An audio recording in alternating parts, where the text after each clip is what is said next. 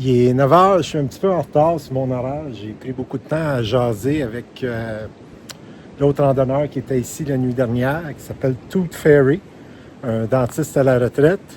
Donc, je vais prendre mes clics, mes claques, je vais partir là, sous peu. Aujourd'hui, j'ai 3 potentiels points de sortie. Le premier, c'est Sam's Gap, qui est à environ 18 km. C'est un peu trop tôt pour sortir, mais il y a une auberge là. Ensuite, il y a une place, il y a un camping à côté d'une source. Donc, ça, c'est autour de 24 km.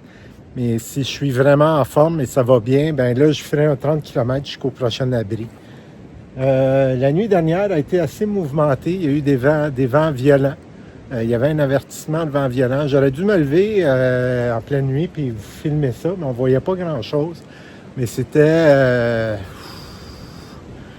En passant, Tooth Fairy, le dentiste à la retraite, lui a vécu des ouragans. Donc, il dit, c'était pas loin d'un ouragan, mais ça ne l'était pas. L'avantage, c'est que l'abri est comme dans un fond de vallée.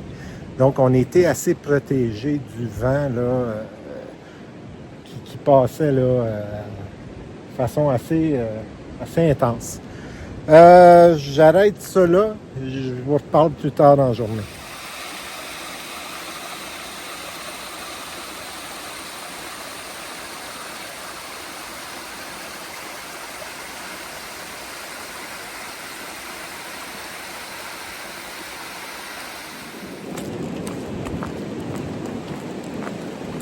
À part la montée du début, la rando ressemble beaucoup à ça. Il y a du vent, mais jamais comme hier.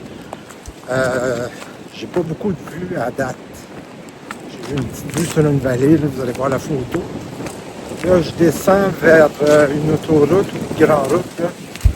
Je ne sais plus le numéro de la route, c'est Sam's Gap, le col de Sam. Donc, j'en ai pour à peu près 5 km pour me rendre jusqu'à cette route-là. Et je pense pas finalement coucher à l'auberge qu'il y a là.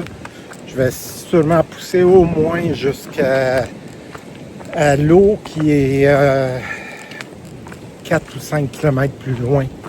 Donc, je vais faire un topo rendu à Sam's Gap. En avant, c'est de ça que ça a l'air.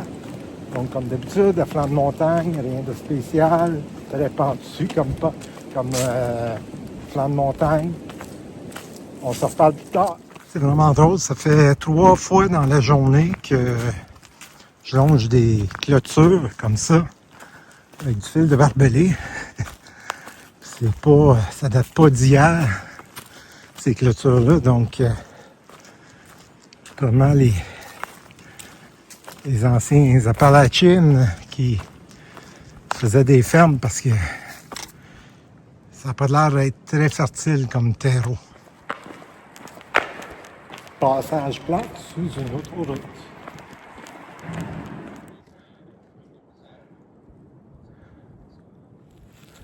Je suis en face de Stump Ridge. C'est une des belles vues de la journée. Là-bas, il y a une route en bas, puis derrière la montagne, il est supposé y avoir une source. C'est là que je vais arrêter, puis faire mon campement pour la nuit. Ça va être une conclusion courte. Je suis en train de faire le campement pour la nuit. Je couche près d'une source d'eau. Il y en avait pour 2 heures à se rendre au prochain abri, donc j'ai décidé d'arrêter là. C'est un site de camping un petit peu sauvage, mais bon, je ne suis pas loin de la piste, ça passe juste là en haut. Donc, on se revoit demain. Avant ça, j'ai fait pas loin de 24 km, ce qui est quand même bien sur 8 ou 9 heures. Donc, à voir dans le générique. On se revoit demain pour une autre journée à ce moment-là.